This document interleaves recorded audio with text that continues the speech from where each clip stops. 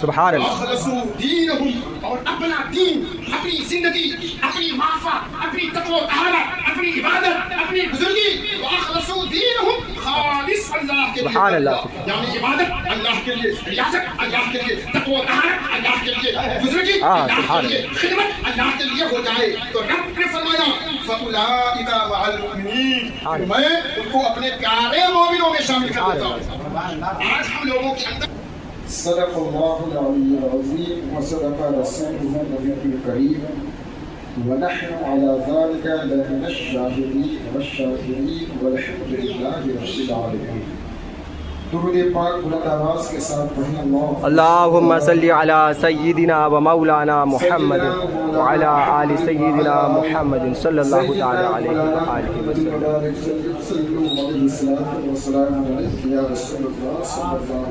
صلی اللہ تعالی.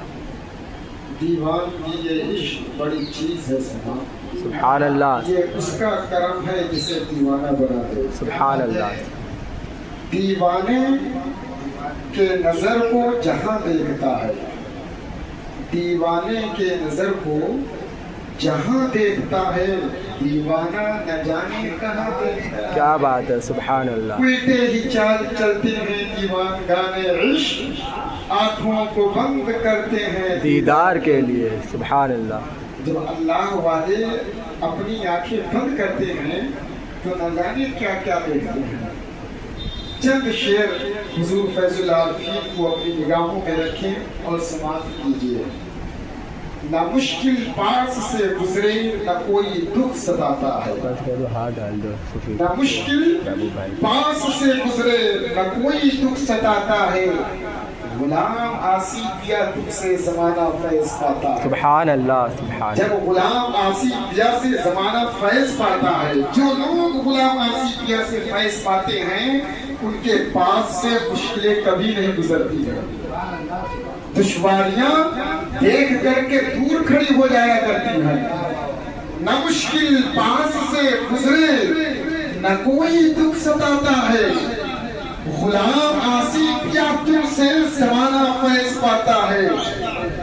گجب کی مد بھری آنکھیں، گجب کا پرکشش چہرہ، گجب کی مد بھری آنکھیں، گجب کا پرکشش چہرہ، جو تم کو دیکھ لیتا ہے وہ من من مسکراتا. سبحان اللہ. جو تم کو دیکھ لیتا ہے وہ من من مسکراتا ہے. اور سنیے میرے آسی پیا تم ایکتا کے وہ ستارہ ہو.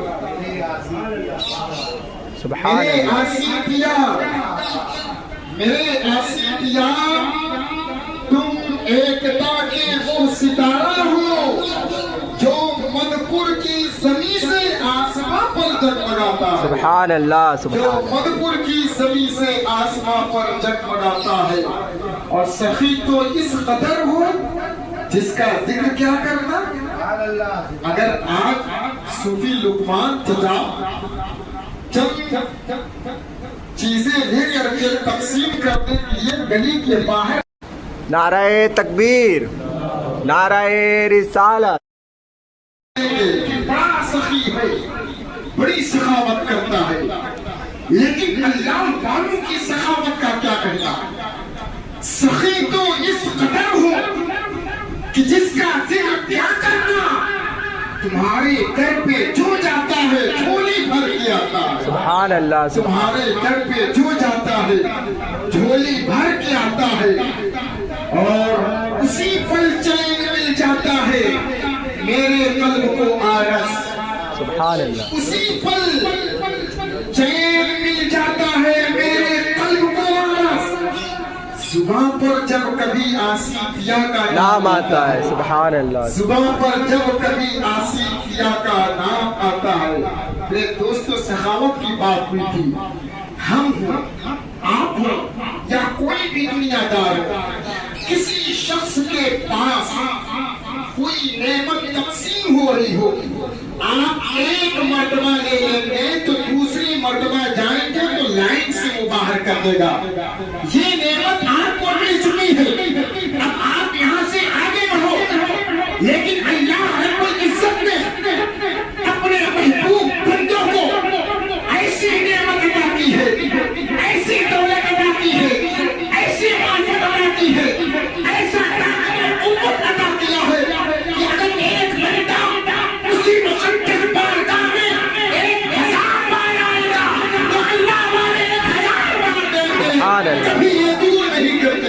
سبحان اللہ سبحان کبھی اللہ. یہ مایوس نہیں کرتے ہیں. کیا بات. کیوں؟ کیونکہ یہ لوگ اللہ کی معرفت کا خزانہ لے کر کے سبحان اللہ سبحان اور اللہ. ایسا خزانہ ہے کہ قیامت تک کاٹتے رہیں گے کبھی ختم نہیں ہوگا. بے شک سبحان اللہ. دینے والے کی عمر ختم ہو جائے گی, دینے والے کا خزانہ نہیں ختم. ختم نہیں ہوگا. اللہ رب العزت نے اپنے بندوں کو یہ شان, یہ شوکت, یہ عظمت, یہ معرفت عطا کیا ہے. میرے دوستو, جس آیات کریمہ تلاوت کرنے کا میں نے شرف حاصل کیا ہے, آج اس پر گفتگو کرنے کی جسارت کر رہا ہوں. اللہ رب العزت سچ اور حق بولنے کی توفیق عطا فرمائے. آمین. رب کائنات نے مقدس قرآن میں فرمایا, ان المنافقین فی الدرک الاسفل من النار ولن تجد لهم نصیرا. بے شک منافقین لوگ دوزخ کے سب سے نچلے درجے میں ہوں گے اور آپ ان کے لیے ہرگز مدد نہیں پائیں گے. ان کے لیے ہرگز مدد نہیں پائیں گے. میرے دوستو, یہ منافقت جو ہے, یہ نفاق جو ہے, منافق لوگ جو ہے, یہ کافر سے بھی زیادہ بدتر ہے. کافروں سے بھی بڑھ کر منافقوں کے اوپر عذاب دیا جائے گا. حق ہے. چونکہ جو کافر ہوتے ہیں ان کا کفر تو ثابت ہے, ان کو تو عذاب ملے گا ہی ملے گا. لیکن جو لوگ اسلام کا لباس پہن کر, سچائی کا لباس اوڑھ کر کے منافقت کر رہے ہیں, مومن کا دعویٰ کرتے ہیں اور منافقت بھی کرتے ہیں, ان کے اوپر کافروں سے بھی زیادہ اور بڑا عذاب ڈالا جائے گا. حضور صلی اللہ تعالیٰ علیہ وسلم کے زمانے میں کچھ ایسے لوگ تھے جو حضور صلی اللہ علیہ وسلم کے پیچھے نماز بھی پڑھتے تھے, روزہ بھی رکھتے تھے, ساتھ میں زکات بھی دیتے تھے, جہاد میں بھی جاتے تھے, دل میں نفاق بھی رکھتے تھے.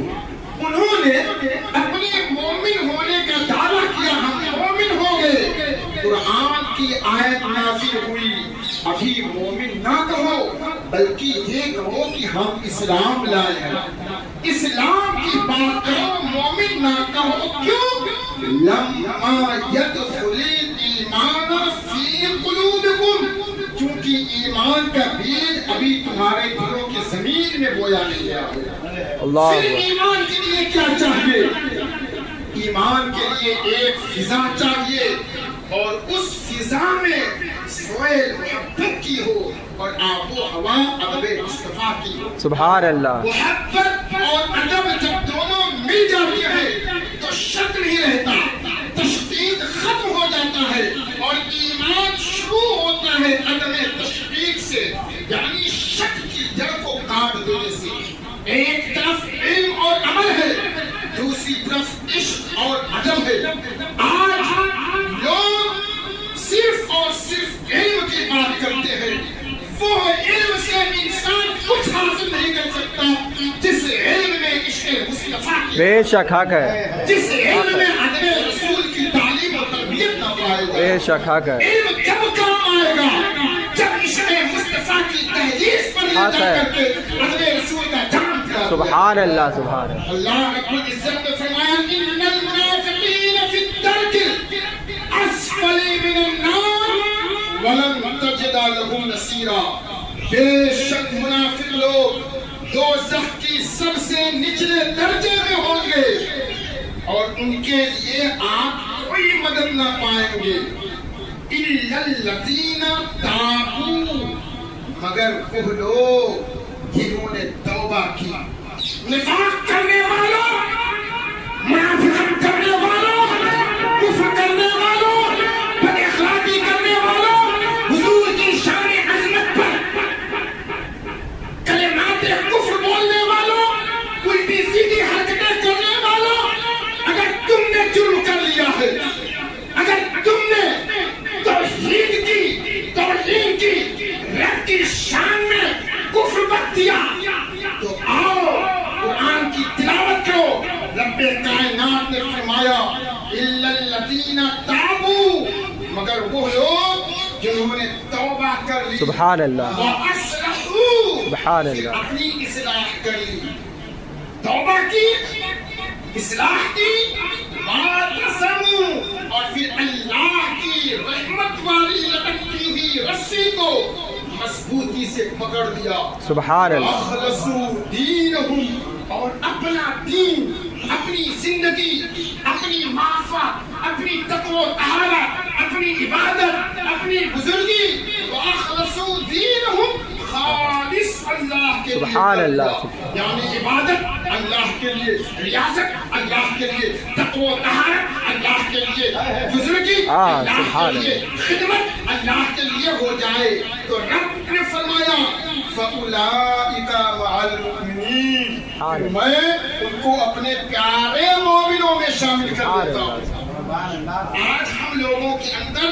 ایک بڑی کمی ہوتی ہے اگر مجھ سے گناہ ہو گیا فسق و فجور کی باتیں نکل گئی کوئی ایسا جملہ زبان پہ آ گیا جو شان رسالت شان اولیاء اللہ کے خلاف ہو یا پھر کسی بزرگ کے خلاف ہو اگر اس پر کوئی توبہ کرنے کے لیے کہہ دے تو انسان اکڑ جاتا ہے یا پھر اس کے اندر علم کا غرور ہو یا پھر اس کے اندر اپنی عبادت کا غرور ہو خیر کسی بھی چیز کا غرور ہو اکڑتا جبھی ہے جب کسی کے اندر کسی چیز کا غرور ہوتا ہے توبہ کرنے کے لیے راضی نہیں ہوتا لیکن یاد رکھیے گا یہ توبہ صرف اور صرف گنہگار کے لیے نہیں ہے بلکہ عبادت گزار والوں کے لیے بھی کیا بات ہے سبحان اللہ اگر ایک گنہگار اپنے رب کی بارگاہ میں شرم و ندامت کے آنسو بہا کر کے گریہ پساری کر کے معافی مانگے گا توبہ کرے گا تو رب کائنات اس کے گناہ کو بخش دے گا اس کی خطاؤں کو معاف کر دے گا اگر کوئی عبادت گزار رب کی بارگاہ میں معافی مانگے گا تو پروردگار اس کی عظمت کو بلند کر دے گا سبحان اللہ سبحان اللہ سبحان اللہ حضور سیدنا غوث پاک رضی اللہ تعالیٰ عنہ خانہ کعبہ کا خلاف پکڑ کر چیخیں مار کر رو رہے تھے اے مولا مجھ سے کوئی خطا ہوئی ہو لغزش ہوئی ہو تو معاف فرما دے اس زمانے میں اپنے وقت کے بڑے بڑے اولیاء خانہ کعبہ کا طواف کر رہے ہیں حجر اسود چوم رہے ہیں مقام حکیم پر نماز پڑھ رہے ہیں مقام ابراہیم پر سجدہ کر رہے ہیں لوگ جب سرکار غوث پاک کو دیکھے اس قدر آنسو بہا رہے ہیں خانہ کعبہ کا خلاف پکڑ کر رو رہے ہیں تو سوچنے لگے شاید کوئی بہت بڑا جرم کیا ہوگا بہت بڑا گناہ کر بیٹھے ہوں گے اس کی وجہ سے یہ شخص رو رہا ہے اپنی دعائیں چھوڑ کر رونے والے کے لیے دعا کرنے لگے اے رب کائنات اس کی خطا کو بخش دے اسے معاف فرما دے جب سیدنا غوث اعظم خانہ کعبہ کا خلاف چھوڑ کر رخ پلٹتے ہیں لوگوں نے دیکھا وقت کا غوث ہو رہا تھا چیخیں نکل گئی اللہ رب العزت کو یہ عذاب پسند آئی رب کائنات نے بلیوں کا سردار سبحان اللہ سبحان اللہ سبحان جو اللہ سیدنا غوث اعظم نے فرمایا قدم ہاتھی علی رقبت کل ولی اللہ میرا قدم تمام ولیوں کی گردنوں پر ہے کیا بات جس وقت آپ نے یہ اعلان فرمایا سیدنا سرکار غریب نواز خراسان کے پہاڑوں پر مجاہدہ کر رہے تھے اپنے سر کو ادب و احترام کے ساتھ جھکا دیتے ہیں عرض گزار ہوتے ہیں اے سیدی سرکار غوث اعظم آپ کا سر آپ کا قدم صرف گردنوں پر نہیں بلکہ میرے سر اور آنکھوں سبحان اللہ سبحان اللہ یہ توبہ کرنے کی فضیلت ہے سبحان اللہ رب نے کیا فرمایا اِلَّا الَّذِينَ تَابُوا صدق دل سے توبہ کر لی جائے وَأَصْلَحُوا اور اپنی زندگی کی اصلاح کر لی جائے سبحان اللہ وَاعْتَصَمُوا اللہ کی رحمت کی لٹکتی ہوئی رسی کو پکڑ لیا جائے اللہ کا سہارے کو پکڑ لیا جائے وَأَخْلَصُوا دِينَهُمْ اور اپنی زندگی عبادت ریاضت خالص اللہ کے لیے کر لیا جائے فَأُولَئِكَ مَعَ الْمُؤْمِنِينَ تو پھر ہم ان کو اپنے پیارے مومنوں میں کیا بات ہے، سبحان اور اللہ. سنو، جس بندے کو رب کائنات اپنے پیارے مومنوں کی گروہ میں شامل کرتا ہے، اپنے فرشتے جبریل امین کو حکم دیتا ہے، اے جبریل مجھے فلاں بندے سے محبت ہو گئی ہے، سبحان اللہ، سبحان اللہ. واہ اور وہیں واہ سے حکم نہیں فرماتا. حدیث پاک میں لفظ ہے نادا جبرائیل، اے جبریل قریب آؤ، سبحان اللہ. قریب بلاتا ہے. کیوں؟ کیونکہ محبت کی بات بہت راز دارانہ طریقے سے سبحان اللہ، سبحان اللہ. توہین نہ ہو.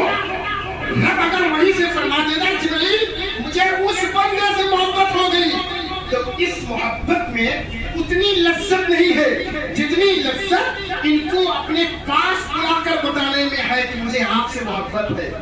سبحان اللہ. رب نے جبریل بلایا، جبریل مجھے محبت ہو گئی. جبریل عرض گزار ہوتی ہے، اے پروردگار بتا میرے لیے کیا حکم ہے.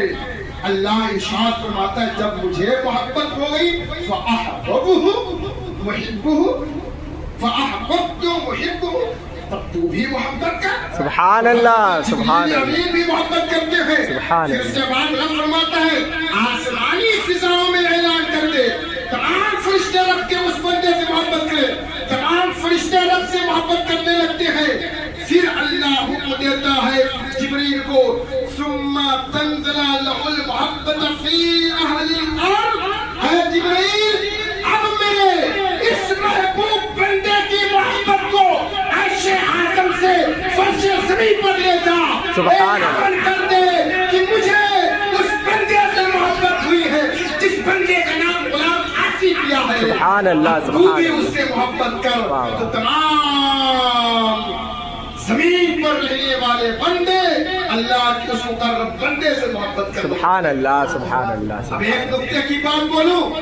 آج کچھ لوگ نادانی کرتے ہیں، بدتمیزی کرتے ہیں، بے خودگی کی باتیں کرتے ہیں اور ولیوں کی محبتوں کے چراغ کو بجھانے کی کوشش کرتے ہیں. معاذ اللہ، معاذ ابے اللہ. نادان، اگر ولیوں کی محبتوں کے چراغ کو کسی دنیا دار نے روشن کیا ہوتا تو بجھا لیتا، لیکن ولیوں کی عظمتوں، ولیوں کی محبتوں کے چراغ کو کوئی دنیا دار نہیں بلکہ پروردگار نے. سبحان اللہ، سبحان اللہ. کئی نسلیں مٹ جائیں گی ولیوں کی عظمتوں کے چراغ کو کبھی بجھا نہیں. نعرہ تکبیر، نعرہ رسالت، نعرہ رسالت. حضور صاحب سجادہ، حضور صاحب سجادہ. نعرہ تکبیر، نعرہ رسالت. تو میں عرض یہ کر رہا تھا توبہ کرنا بہت ضروری ہے. توحید کا پہلا لفظ تے ہے، تصوف کا پہلا لفظ تے ہے، اور تصوف کے تے کا تقاضا ہے توبہ. جس بندے نے تصوف کی وادی میں قدم رکھا ہے، اگر اس بندے نے توبہ نہ کی تو تصوف کی منزل کو طے ہی نہیں کر سکتا ہے. بے شک، بے شک. بڑے بڑے بزرگوں نے، بڑے بڑے اولیاء نے، بڑے بڑے مشائخ نے پہلے اپنی خطائیں بھری زندگی سے توبہ کی. حضرت ایک بزرگ ہے ایاز، ان کا نام آتا ہے ساتھ میں. درود پاک پڑھے. اللہم صلی علی سیدنا و مولانا محمد معادن الجود والکرم وعلی آلہ وصحبہ اجمعین. ایک بزرگ ہیں اپنے وقت کے بہت بڑے ڈاکو تھے، بہت بڑے ڈاکو تھے. سارا پسارا لوٹ مار کیا کرتے تھے. ایک مرتبہ اپنے اسی لوٹ مار کے کام سے اپنے گھر سے باہر نکلے، اپنے لوگوں کے ساتھ ایک جنگل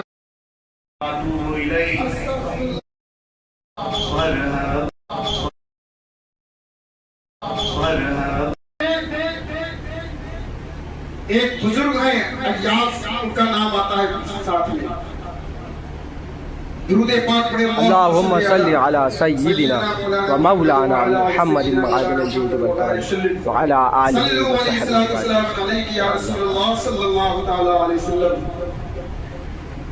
ایک بزرگ ہیں اپنے وقت کے بہت بڑے ڈاکو تھے، بہت بڑے ڈاکو تھے، سارا بسارا لوٹ مار کیا کرتے تھے۔ ایک مرتبہ اپنے اسی لوٹ مار کے کام سے اپنے گھر سے باہر نکلے، اپنے لوگوں کے ساتھ ایک جنگل بیابان میں سفر کیے، ایک جگہ خیمہ زن ہوئے، خیمہ لگائے، وہیں کچھ دور پر کچھ لوگ اور ٹھہرے ہوئے تھے، حضرت